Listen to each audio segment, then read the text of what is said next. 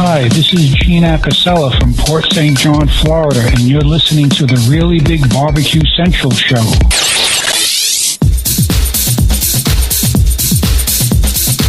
Happy to have you aboard here for the Really Big Barbecue Show. Boing. We cook because we have to, and we grill because we want to. Hit me. Fine. How's it going? You have a great show. I'm a big fan. Boing. So what seems to be the problem here? This man looks like he's dead, and he's in the crackle. Charbono! It's all about the charbono, dude! Succulent fish! What? He ate 2 feet for wiener. But listen, Lavernius, shut your face.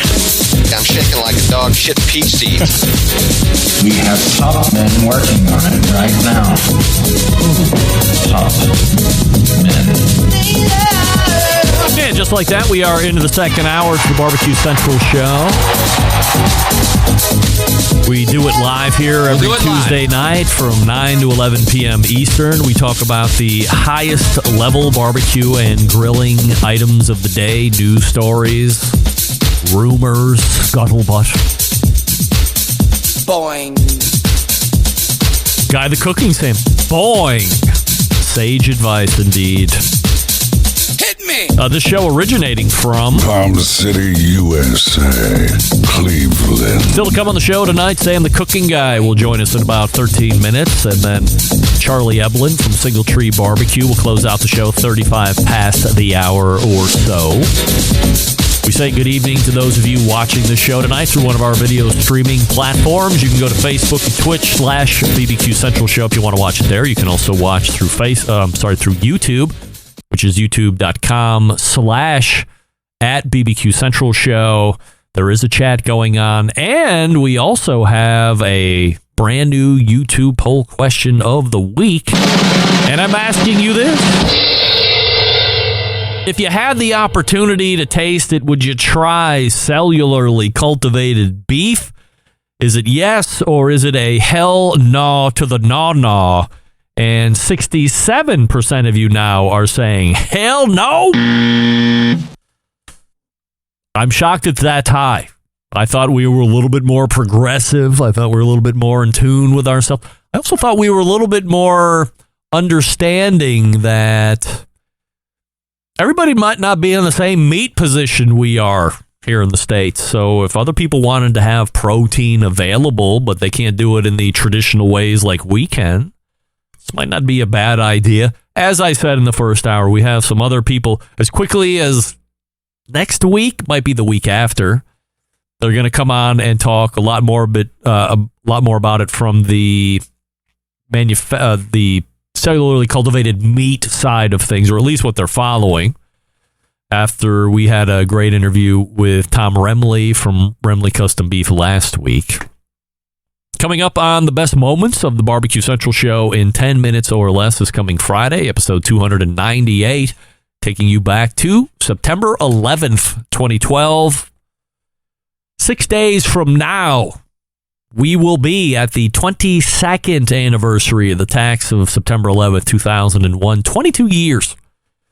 I end the show every week calling out the date, making sure I tell you that, quote, I will never forget.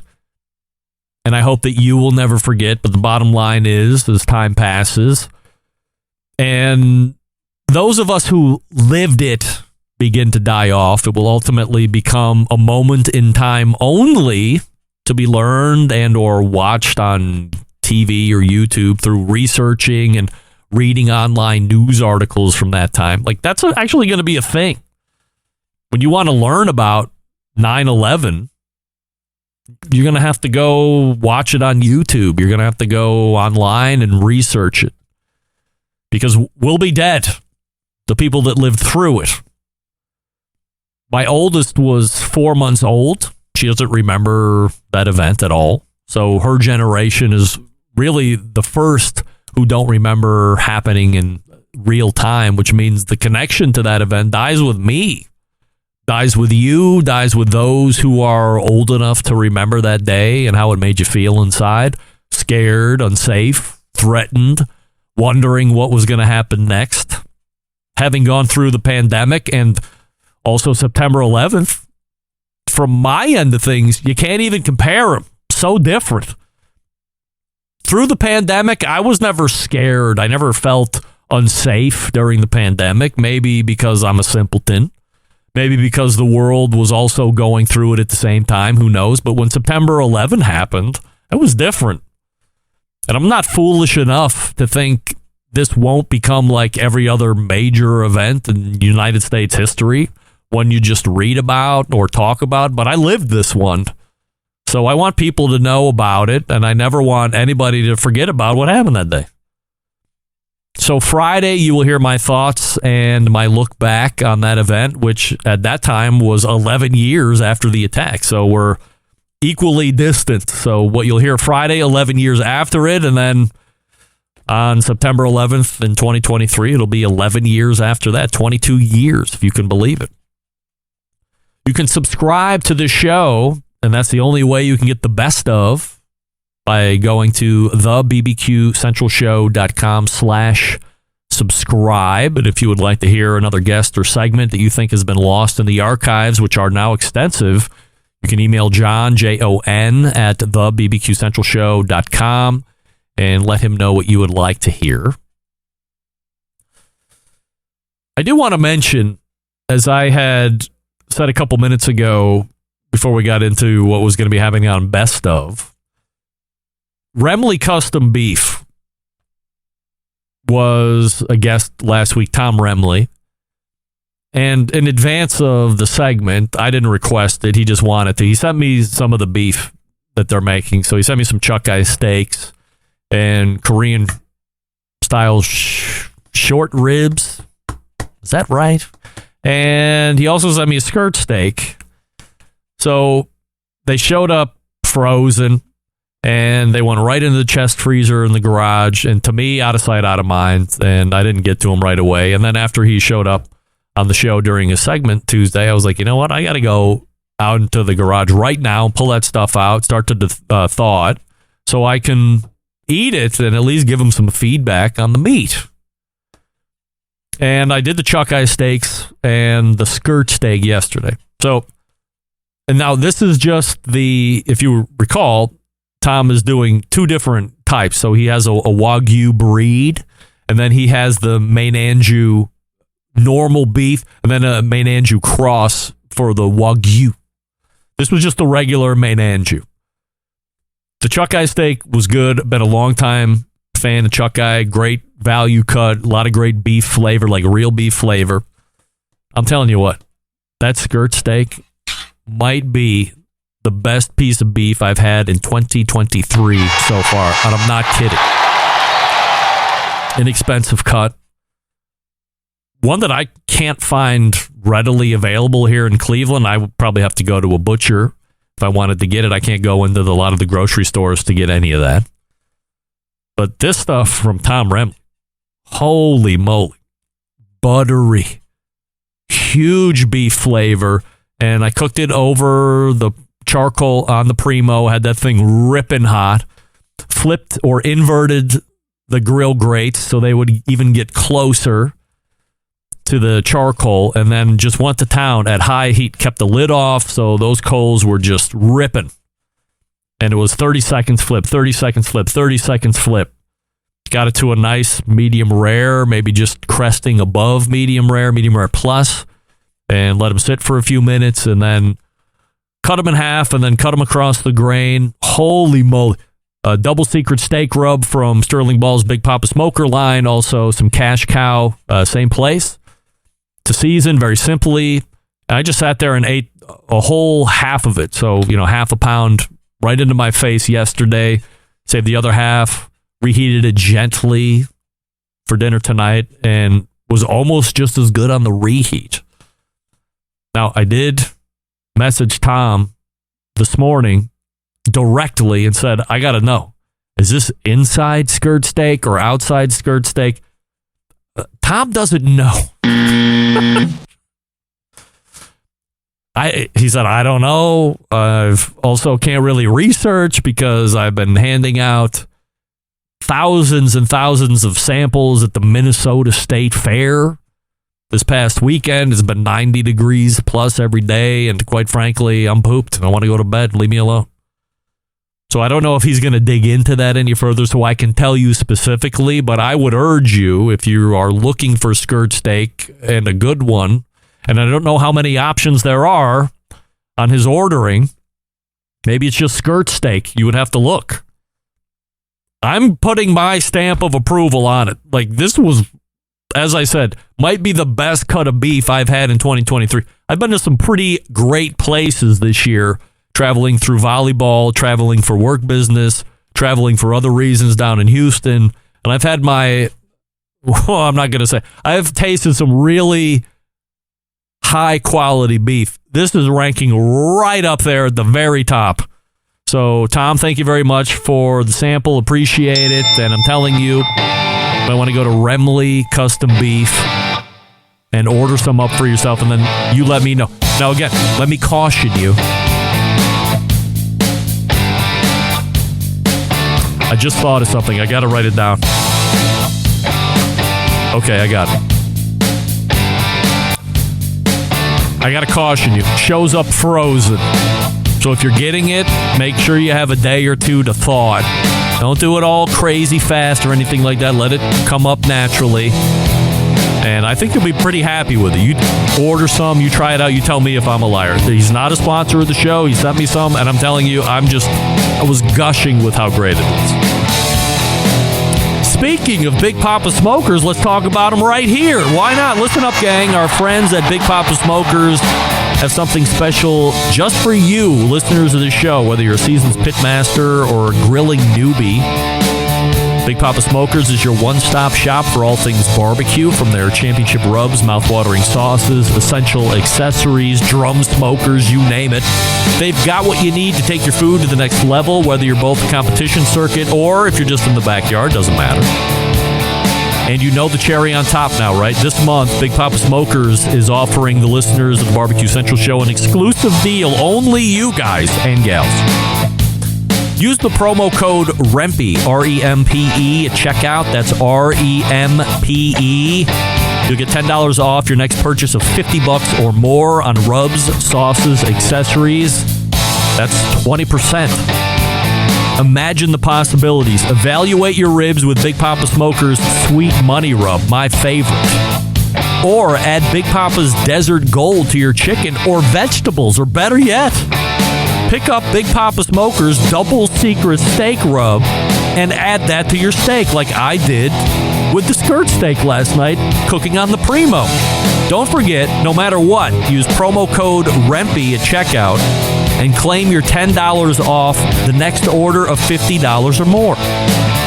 No lollygagging around. Get the $50 so you save the $10. Don't be cheap. Don't be cheap. Just do it. Also, don't forget to check out Big Papa's full line of recipes at cookingwithbigpapa.com, and of course follow them on social media platforms for amazing recipes. Sterling Ball is really turning into quite a home cooking maven. We knew his prowess on the competition circuit, one of the best competition cooks ever to do it, and still doing it. But now cooking for home as well. Got to check him out. cookingwithbigpapa.com. We're back with Sam the Cooking Guy right after this. Stick around. We'll be right back. You're listening to the Barbecue Central Show.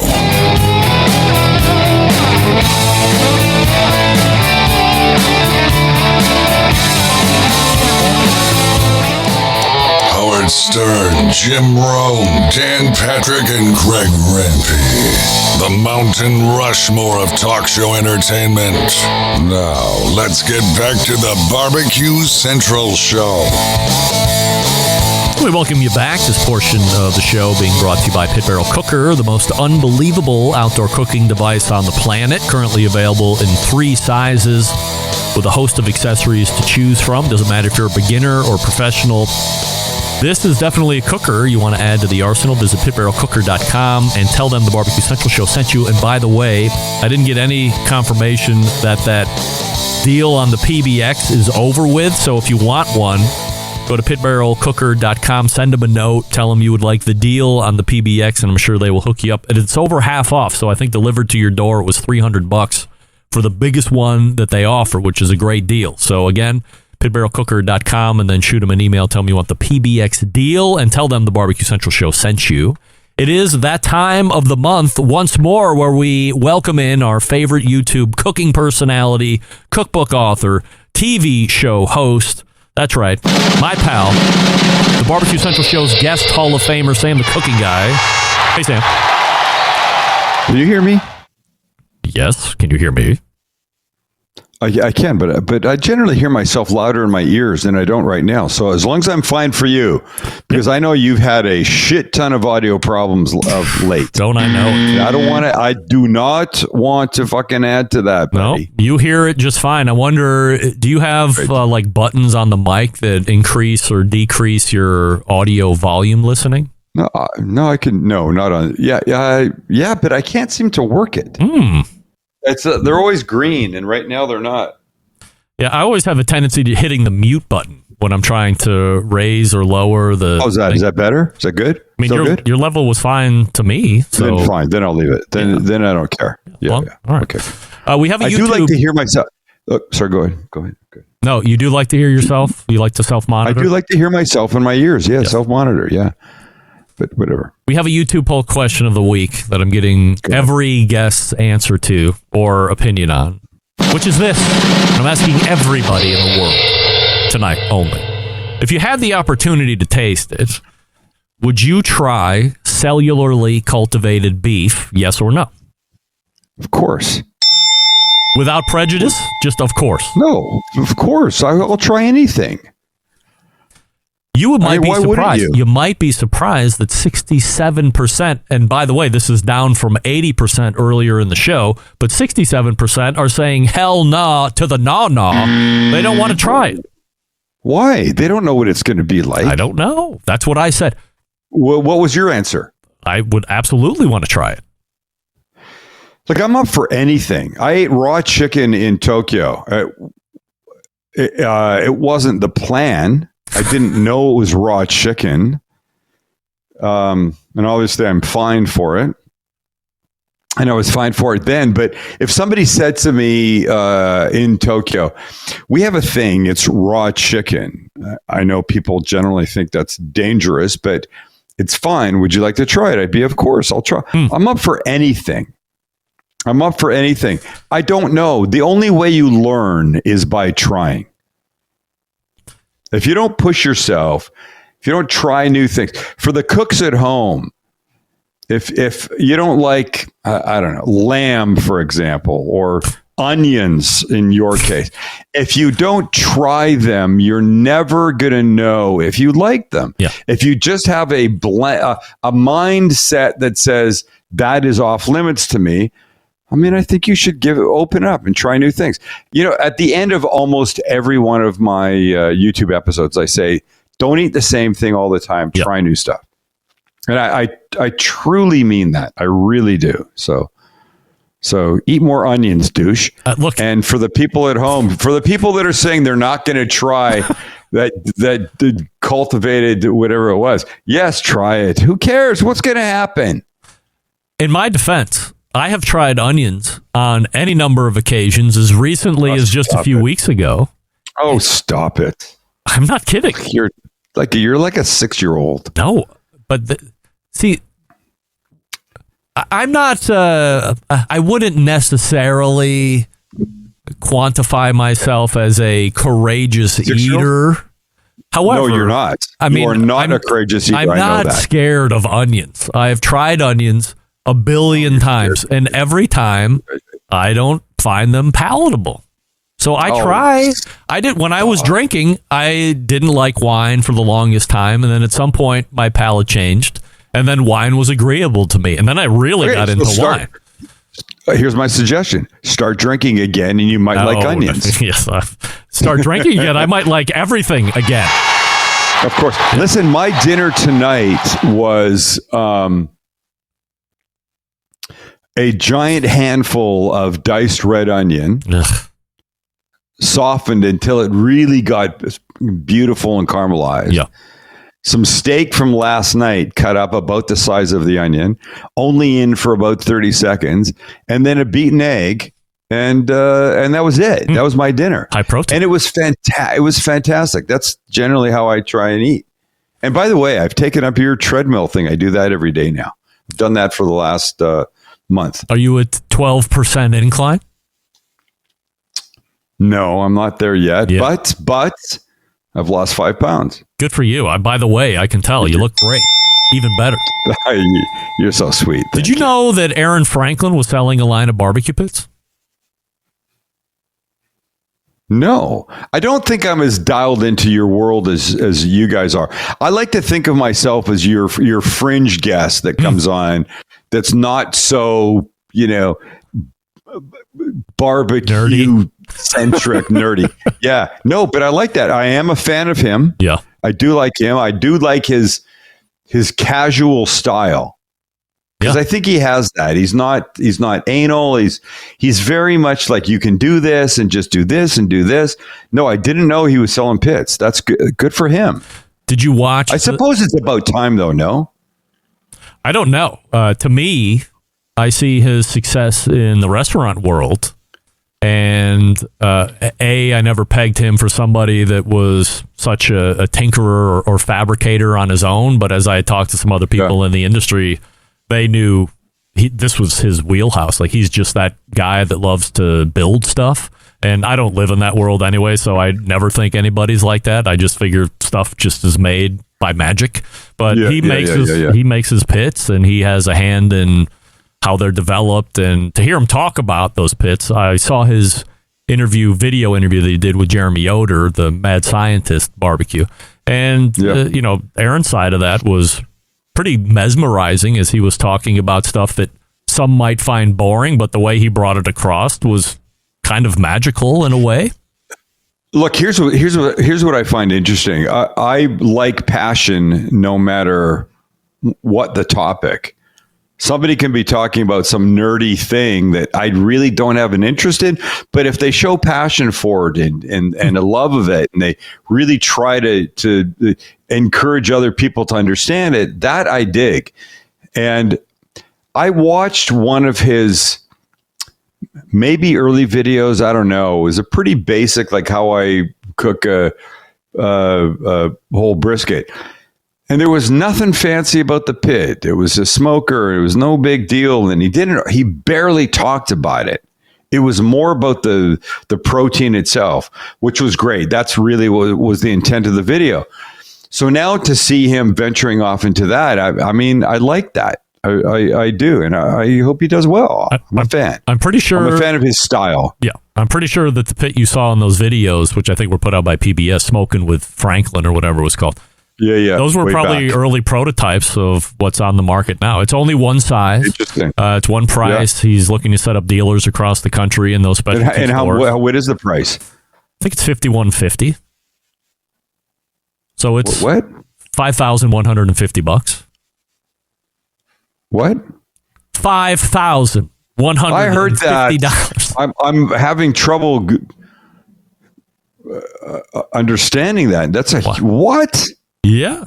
Well, so I think you have a few different things at play here. One, you have whatever the price of raw materials are these days compared to what they would have been 3 or 4 years ago, probably when he wanted to bring this to market the first time. And then you have labor involved, and it's all American stuff. It's not overseas. So inevitably, anything all American is going to be priced. But I think if it's, is it expensive for a backyard cooker? Yeah. Is it going to last 100 years or more? Yeah. So where's the ROI? I mean, this isn't a cooker that has technology on it. That's is it a cast iron pan? That look, I understand the celebrity name attached to a product gets more. I mean, I don't know. I mean, what's the how big is it? I think it gets 3 full-sized briskets on it. So it's I don't know if that's a 42 or 48-inch tube or something like that. So is it an offset? Yeah. It's a stick burner. Yeah, stick burner. So you have the firebox on the one side, and no, I get you. Yeah. Wow, that just seems like a lot. It seems like a lot. We're gonna see. I don't know. how this whole thing develops, because now he's starting to branch out into his building his. I mean, wait? Hold on. What's Traeger's biggest? $4,000. $4,000. Yeah, and that thing is not lasting 100 years. So for an extra $1,500, well, look. Let's just be honest. Okay. You don't know that, and B, you have a Traeger chip on your shoulder. The audience knows that. We all know that, dude. Look, don't try and argue that right now. Your B has nothing to do with it. Number one, and number two, if you're going to sit here and tell me with a straight face that a Traeger or a Green Mountain Grill or a Pit Boss or a Mac or can't think of any other high end pellet cookers are going to last 100 years, you are begging. I am. Yes, so when you've tried Aaron Franklin's offset $5,000 smoker in your backyard, how's it worked out for you? I don't have one. Oh, you don't? Interesting. So how are we making this assumption that it's going to go 100 years? Where does this information come from? Yeah, but come on. Are you kidding me? It's quarter inch steel. Don't give me the come on. By the way, let me talk to your audience for a second. Audience, Greg's audience. I'm talking to you right now. We have to call Greg on the carpet for these things. we do know that he does have a bit of a chip about Traeger, and that's okay. But set that aside, and how does he know that Aaron Franklin, who some might call the god of briskets, I don't know if they call him the god of barbecue, is going to make one that lasts 100 years? Maybe. We don't know that. But what is there to break? If you oil it, if you keep it poor maintenance, it requires so much. It requires so much less. Look, if I take care of my Traeger or my Green Mountain Grill, it's not lasting 100 years. I was with my grandchildren today. If I take care of a Green Mountain Grill, I have two. If I take care of my Green Mountain Grill like I take care of my grandchildren, it's not lasting 100 years. You don't know that. And you don't know that Aaron Franklin's is going to last. You're saying that because in your mind, he's like some great thing. Doug Scheiding, I want you to chime in on this the next time you're in the... Leave Doug out of it. He has no idea. I'm talking about. Look, I'm going to tell you. He has every idea. I want to forget your voice. I want this to be one of your stupid assured questions. I'm writing it down right now. It's meaningless. Will Aaron Franklin's offset $85,000 smoker last 100 years? Whatever. I will even go out on a further limb. Forget Aaron Franklin's barbecue pit. You're just trying to get a free Aaron Franklin smoker. No, if I wanted a free Aaron Franklin smoker, I would ask to get one, but I'm hardly that kind of a douche. Number one. Oh, I have heard you ask about free things a lot. And by the way, don't forget that. You know. How dare you? You talk about things. Sam, do you still beat your wife? Go ahead. If she needs it. That's not the answer I was expecting. I'm only kidding. A gator pit. By the way, if she heard me say that, she would come in and beat me. A gator pit, a close pit, a pits and spits, a Bates pit. Yes. A Yoder, not Yoder pellet. That's a Meadow Creek, a Meadow Creek cooker. All will last 100 years if they are minimally maintained. And then all the other pellet cookers that I mentioned, leave Traeger out of it. The best. You're telling me if I may. Oh, stop it! They're not lasting 100 years. I don't because know you are saying I'm prejudiced against Traeger, which is totally BS. It is not. Oh, so you're at the very least. I cooked on the Traeger Timberline 850 all weekend. Doesn't matter. I like it. Doesn't matter that you. Look, I could hate somebody. If they gave me something I want to use, I'm going to use it. Using it doesn't mean you love them. I'm just saying, and I think your audience would realize this. You do have a bit. Point to your left shoulder. Point to your left shoulder. There you go. Yeah. No, higher on top. There you go. There's a chip that we can all see that sits there, that you have a thing, an anti-Traeger thing. It's okay. I understand that you have a thing against their business practices, and that's fine. I'm just saying, I have 3 Traegers. 4 if you want to count the flat rock. You use none of them, but go ahead. That is so not true. No, that's true. Listen, but go ahead. If I used mine, and every time I used it, I cleaned it, I prepped it. When I use mine, if every time I used it, I cleaned it, took care of it, covered it up, kept it out of the whatever, I think it could last a long time. 100 years? Could it not? Because I don't know. Come on, it's electric. It's got electronics. It's got circuitry. It doesn't matter. So you could replace that shit. Just because you can't, just because Aaron Franklin, the god of barbecue, doesn't have shit to replace in his $85,000 smoker doesn't mean it's going to last forever. I didn't say forever. I said about 100 years. 100. Okay, come on, please. 100 years is basically forever. Anybody that's living right now, how many of us that are born this minute will still be here 100 years from now? So that's basically forever. It's forever for all of us. Come on. Just when I thought you were done adding products to the Sam the Cooking Guy, I'm calling it the Kitchen Collection. Go ahead. You've done it again. I know everybody was waiting for it. You've added towels. Thank God. Towels. I love them. Like, how was that in discussion? Like, where does that even get mentioned? Here's where it comes from. It literally starts like this. When we shoot, I have towels there, and I'm a towel person. Kelly bitches all the time about how many towels I use. And so when we shoot, I have these towels that Max is always bitching is in the shot. Get the towel out of the shot. I don't want the towel in the shot. It's gross. And I'm one of these people that uses a towel for my hands. Same. For wiping, for this, my face, whatever. You do that? Yeah. Yeah. He finds it horrifying. So he said, we need towels that aren't gross, that people aren't going to be pissed off by and offended. I go, okay, well, so make some towels. I kind of stay out of most of this, and then it happens, and I'm like, hey, I kind of like that. They're thirsty towels. And thirsty is important because you can buy towels that you can spill a cup of water on the counter and they will not wipe up. Oh, I know. You basically want towels like paper towels that absorb. Right. And not all towels do that. Some towels you have to buy and then you got to wash them 14, 15 times. Yeah. Maybe 85,000 times like Aaron Franklin's smoker. Why do they make towels like that?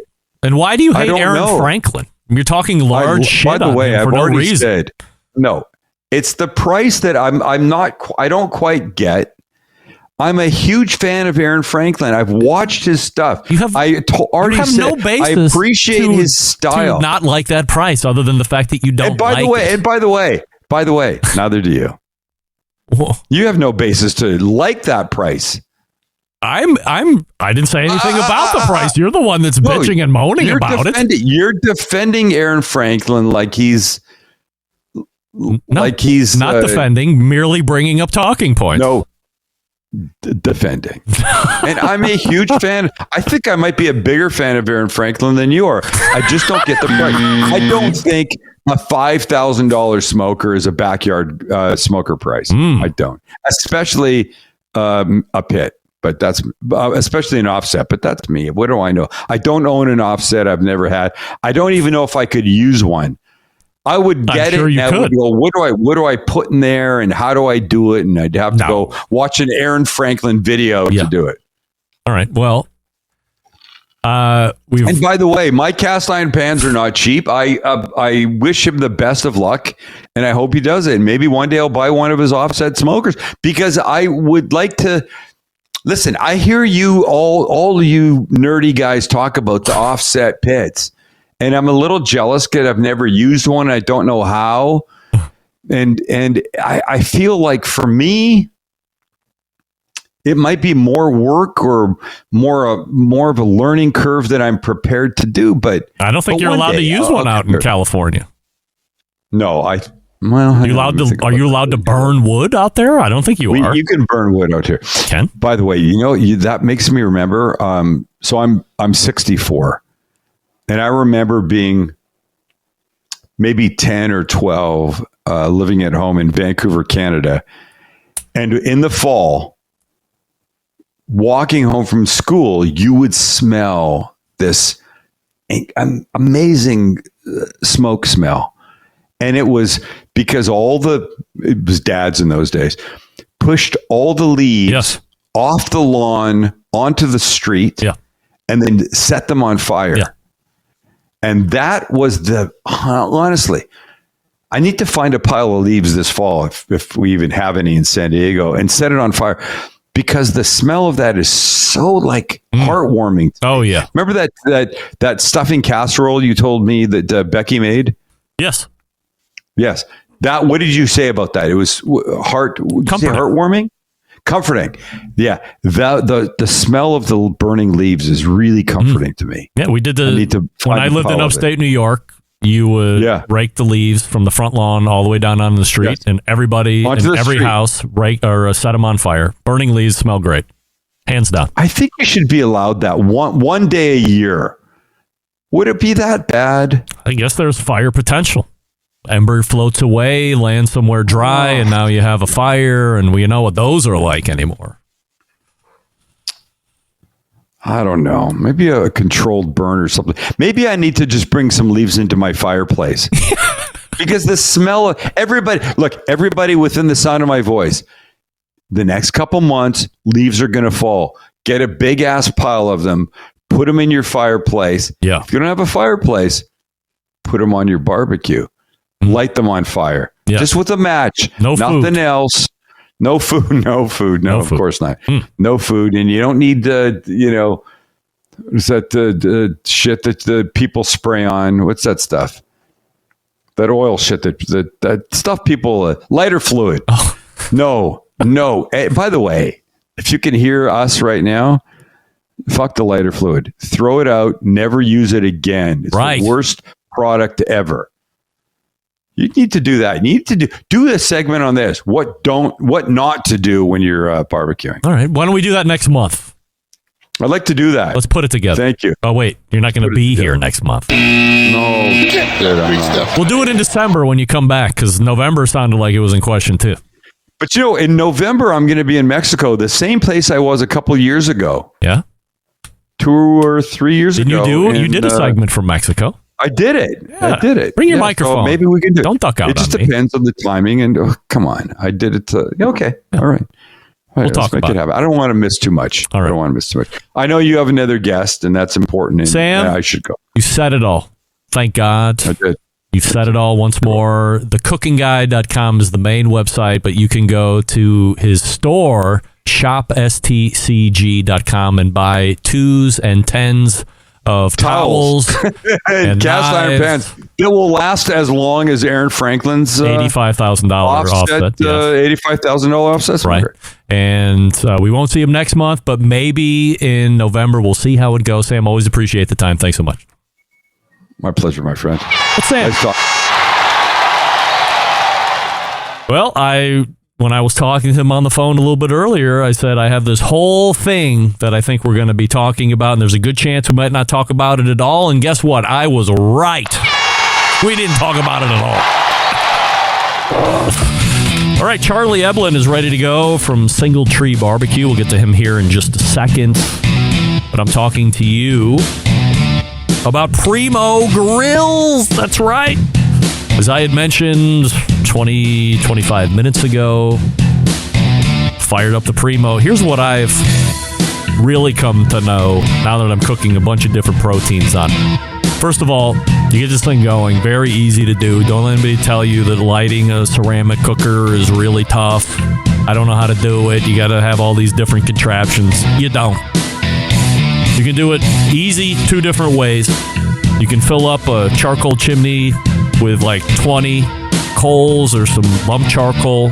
By the way, I'm converting quickly into a lump charcoal burner in the ceramic cooker like you would do it traditionally. I was doing some char logs and some briquettes. It was working, but huge amounts of ash. I did 3 or 4 cooks in the Primo with lump charcoal and didn't have to clean it out. Still firing very well. Getting back to lighting. So put some charcoal chimney, maybe quarter, half full charcoal chimney, get it lit, and then sprinkle it over the unlit charcoal and start bringing up the temperature from there. I go wide open, top and bottom, till I get within 150 degrees of the target temperature, and then I start to slowly close it down, letting it settle in to, right around where I want it. But I don't get all nuts about having it stick right at the temperature I'm looking for. Within 10, 15 degrees, 20 degrees, I'm all right with that. Then the ceramics fully heat. Then this thing is hot forever. Hugely great on charcoal efficiency, or the burn of charcoal. I did a very long rib cook on purpose, and then had plenty of charcoal left over to do chicken wings the next day. With the top down, with the ceramics warm. This thing has created an incredibly humid environment. I have no water pan in there, no water of any sort. But when I lift open the top, you can see the humidity and that moisture laying on top of the ribs or on the chicken wings, and it's not ruining the skin or ruining the bark. It's just a humid environment. Makes for a great product. You got to test it out for yourself. Only sold through dealers. PrimoGrill.com. Find one near you. Check out the oval sizes. I recommend the XL. It's the best size. I got 3 racks of ribs on it.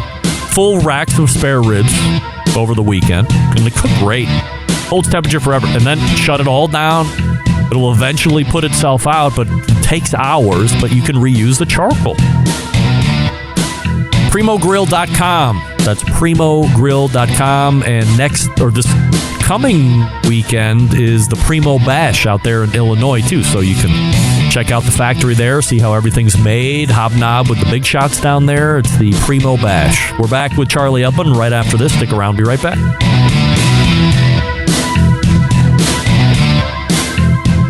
Whole packers, full racks, legs and thighs, injecting butts. If you've never heard this before, you might think you found the best XXX show ever.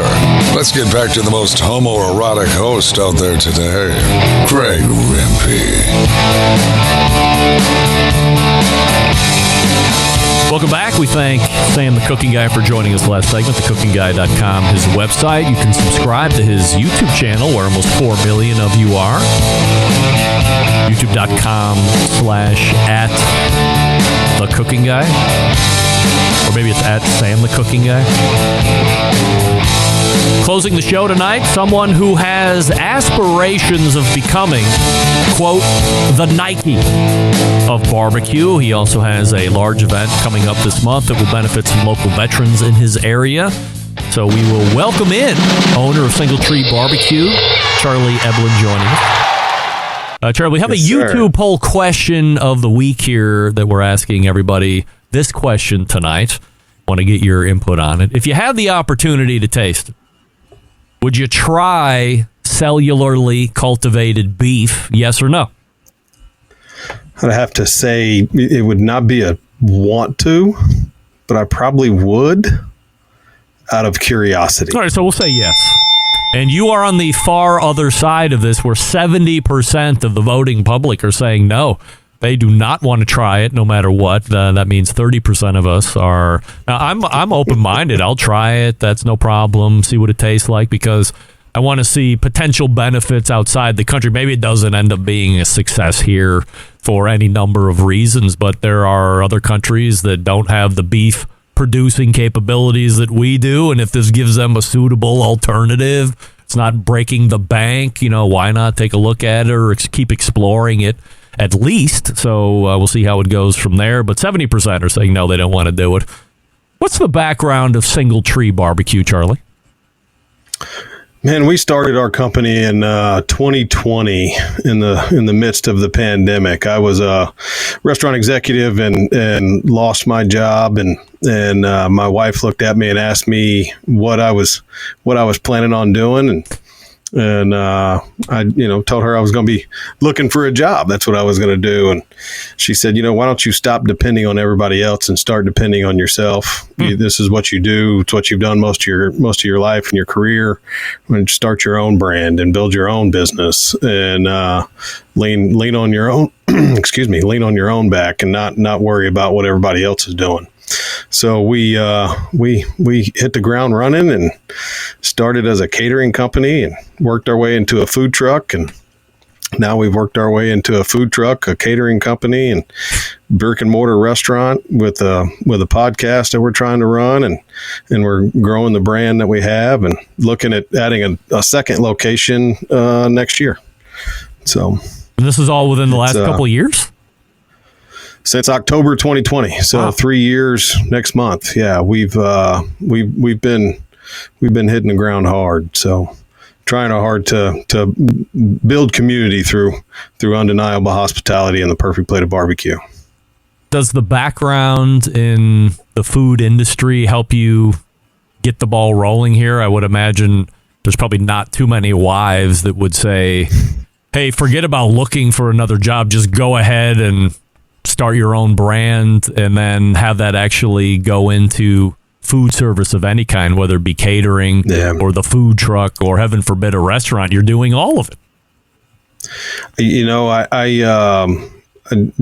I've been in the business for about 30 years, and the food truck was a quick shot to the gut because I felt like I was pretty good at running a 4-wall brick and mortar restaurant, but you get in a 144 square feet of rolling space and having to book events and do all the things. It's a different world. It's not, you're not driving people to you. You're going to the people. And you have to build an experience from there. So it helped. Having the experience in the restaurant business helped for sure, and kind of tweaking and doing things the way I think a food truck should run. But there were some learning curves for sure. Did you foresee opening a brick and mortar down the road, or did you think it was going to be multiple food truck potentially? We've gone through multiple different platforms. We thought we would do multiple different things when we first opened, from opening a brick and mortar to opening a food truck park here in Rutherford County. There's not anything like that around here. There's a couple of things like that in Nashville, but we're a good 30-40 minutes away. So we thought, okay, maybe we could bring something like that here. And we haven't gotten to that side of our business yet. We're still working on growing this one and expanding the brick and mortar side of our brand. So we hadn't gotten there yet, but still in the playing cards for us, just maybe in the future. How is business right now? You're looking at 3 years in. Are you guys pretty profitable, or are you breaking even? We actually just had our largest profitable month in September. So we're continuously growing. Having a food truck, we really didn't get the food truck on the road until March of 21. So getting it up and going all of 21 and building a brand in 21 and 22. Now, opening this restaurant in February, we thought, okay, well, we'll be pretty slow and have to slowly build it. But we get busier and busier every week, and we have to work really hard to make sure our projections are right so we don't run out too early. And we cook on an offset smoker, and so it takes a long time and a lot of labor and a lot of management, a lot of love, and there's not really a lot of people around here doing that. So the barbecue enthusiasts here in just south of Nashville don't quite understand how long and how much time it takes to cook the food that we're producing, right? We have barbecue restaurants, but a lot of them are using rotisseries and that are gas assisted, and they can kind of set it and forget it. And we can't do that. We have to have eyes on and somebody managing a fire. Do you think your customer is able to discern the difference between your product at Singletree and the other cookers that you mentioned for the different restaurants? Yeah. It's my brisket is a total different product comparative to the other people here in town. It's there's no gas, right? So you truly get a full smoked brisket, where if you go to some of the other places, you may not get that because half the cook's been with just gas. So it's just a total different flavor. It's a different crust, right? You're not getting the bark that you would out of an offset in a rotisserie. There's rotisseries out there that are 100% wood, and I'm sure they cook great. We just believe in offsets, and it's, just a different style, right? Did you pick your brick and mortar location through the use of the food truck scene where you were really hitting, and then be able to dial in and say, okay, we seem to be doing most of our sales in this area, so this is where we should start trying to pinpoint where to put a real restaurant? That had something to do with it for sure. We actually got lucky. I worked an event for opening up the Veteran Community Center here in Rutherford County, and there was a gentleman there that owned a restaurant who really didn't want to mess with the kitchen anymore. He just wanted to do the bar and do the live music and host events. We wanted the restaurant. So we worked out a deal where we, in February, we partnered together. He did the bar and the live music and all the event things, and we did all the restaurant. And then soon after that, he and his wife had to leave to go to the Air Force and train for a couple of months, I think 7 months. So she's actually not even back yet. But so we bought the restaurant out from him and took it over where it's solely just ours. And so we kind of fell into it, but where the restaurant is located is where most of our food truck sales were higher. So it made sense for us to jump on that, right? And not, if it was on the complete opposite side of town, there would have been a lot more discussions around it.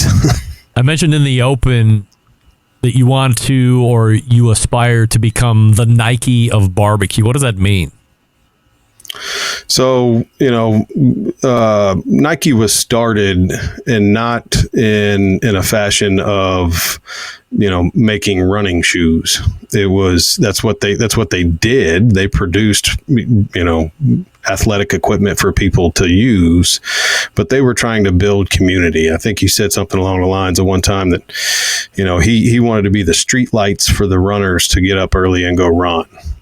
So the barbecue for us is a vessel to help build community, to help grow, help any outreach we can do. And we want to do that through the hospitality that we provide, the barbecue that we cook, and the storytelling that we also try to do as well. That's why we have a podcast. That's why I'm very active on social media. That's why I always try to do any podcast interview that I can do, any show that I can be on. We're typically on the local news once a month, just to do anything we can to kind of help grow the community. Along with, like, we have an event this upcoming Monday on 9/11 for our community and local veterans to help grow and do things for them that otherwise would not be done. So you've taken, I don't want to say the directive from our in common friend Sean Walchef from Restaurant Influencers and some other podcasts about generating content yourself or digitally storytelling your whole process. Nobody tells your story better than you do, as Sean would say each and every time. So what are you finding benefit-wise, and was it comfortable for you to start it right off the bat, or did you have to find your groove in your digital storytelling journey? I think I'm comfortable in speaking about my story and about what we're trying to accomplish.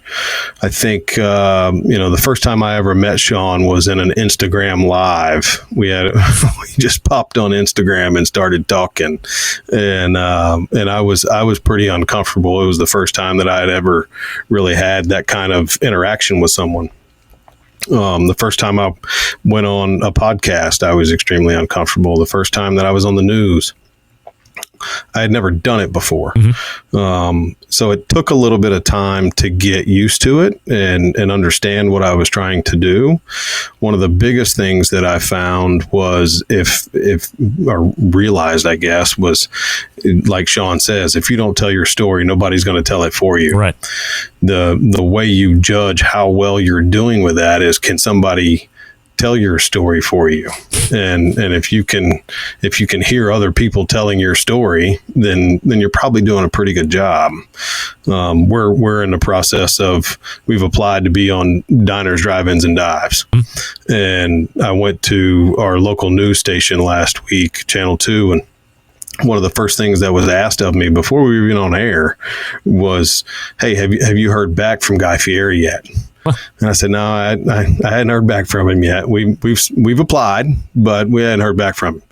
And they said, "Oh, well, we got to help you out, and we're going to make a video and we're going to send it to him and the whole 9 yards." But the cool part about it, the whole thing to me was, one, they even thought enough of me to do that. Yeah. But the other part was, I'm doing something right, because people that I don't talk to on a daily basis are seeing and hearing and understanding what I'm trying to do.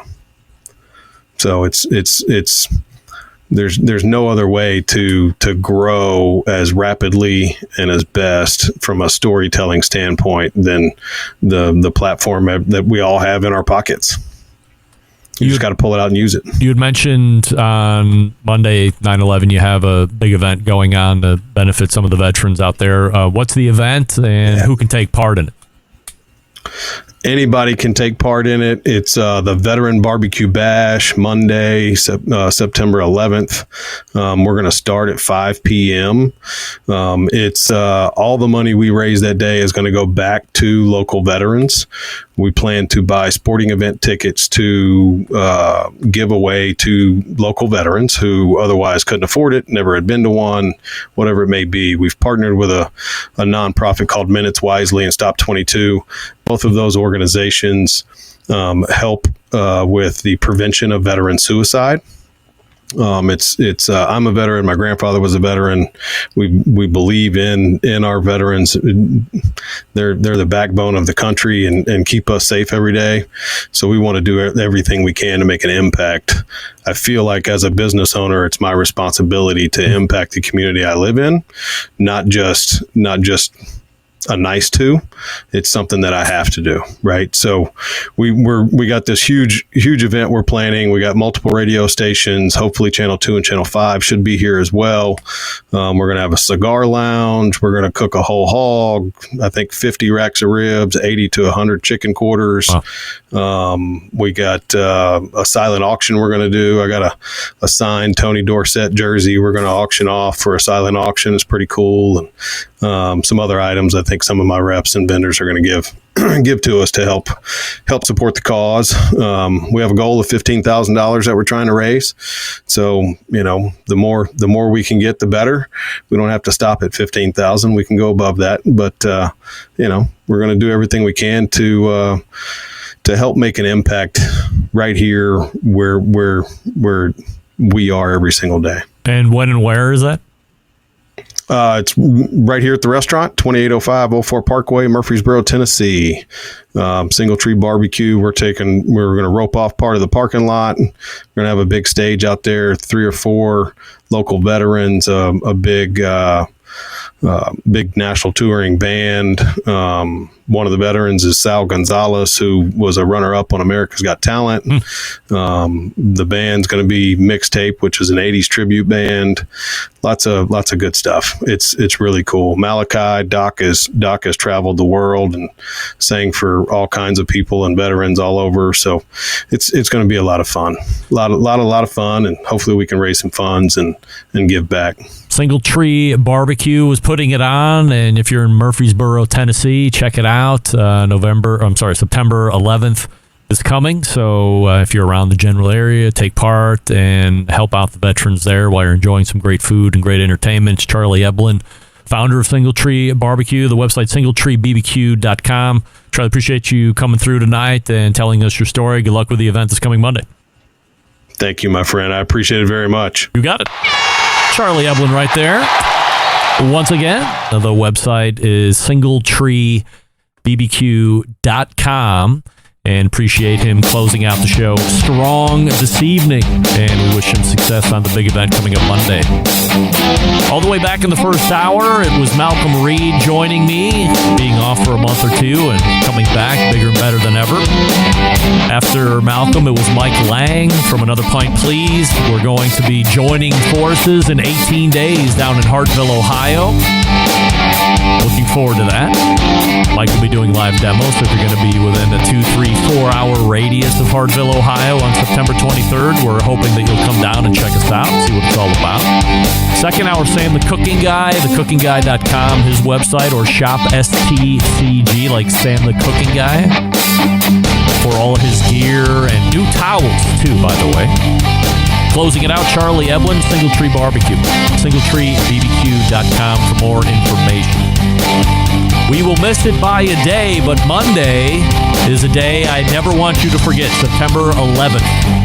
And, of course, the date being 2001, 22 years has passed. And until next Tuesday at 9 p.m. Eastern, this is your program host, proud U.S. American, Greg Rempe. Good night now.